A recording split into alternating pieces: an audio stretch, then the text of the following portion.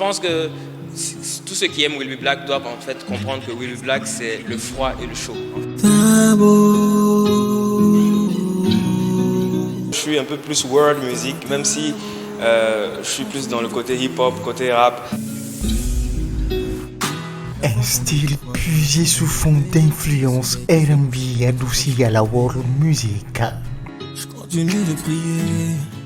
Will Be Black, c'est une musique, un code d'une marque de fabrique qui s'adapte dans un univers musical en perpétuelle mutation. Quand je fais de la musique, je ne pense pas seulement à faire de la musique pour les gens de mon pays ou ceux de chez moi. Je me dis que voilà, quelqu'un peut-être à Tokyo va peut-être tomber sur ma musique et puis il va dire ah mais c'est qui celui-là, ah il vient du Burkina et tout ça, voilà. Wilfried Bitiono à l'état civil, Will Be Black fait ses débuts dans le game en tant que danseur de battle avant d'être propulsé sur la scène musicale.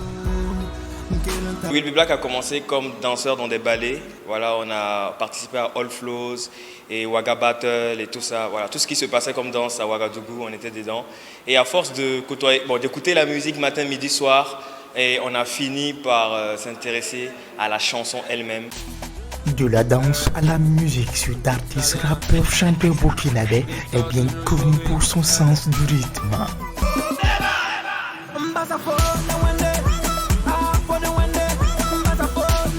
Étant un danseur, ça ne veut pas dire que j'aime pas les morceaux qui sont calmes, mais ça ne me permet pas de me défouler sur scène en fait. Au fil des années, Will Be Black s'est codifié pour se forger un autre registre. Et le produit fini donne Tembo. Très bon acteur et pour cacher mes pleurs, depuis Will Be Black je cherche la lueur. Une musique qui retrace et révèle ses émotions profondes.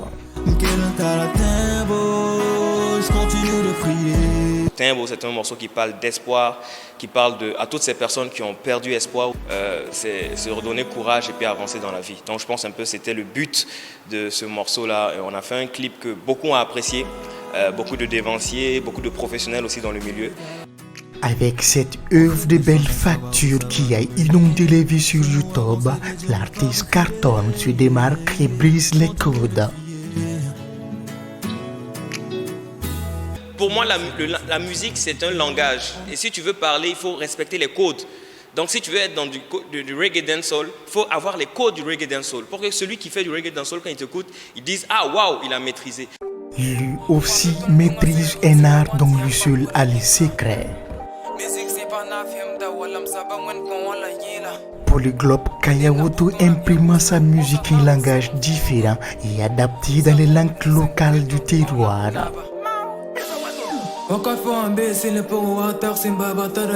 J'invente en fait. Voilà, c'est vrai que je suis les grands rappeurs, mais c'est les mots. J'essaie de faire quelque chose aussi qui est original en fait, avec la langue morée, voilà, un truc de Kayawoto quoi. Une signature originale qui se laisse apprécier dans ce clip Rakarambiga. Kayawoto affiche un visage digne du fils de milliardaire qu'il prétend être. Son objectif est rêver la jeunesse burkinabé. Le message c'est, voilà vous voyez, c'est ce que les enfants de Boss vivent. Voilà, c'est ce qui m'a inspiré en fait. Il n'y a pas quelqu'un qui ne veut pas vivre dans les bling bling en fait, vous voyez. Voilà, vous voyez, à tout le temps les gens disent que l'Afrique ça ne va pas. Donc j'ai essayé de faire un truc qui va faire rêver nos jeunesses en fait, les dire que c'est possible.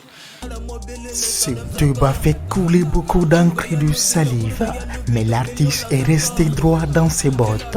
Il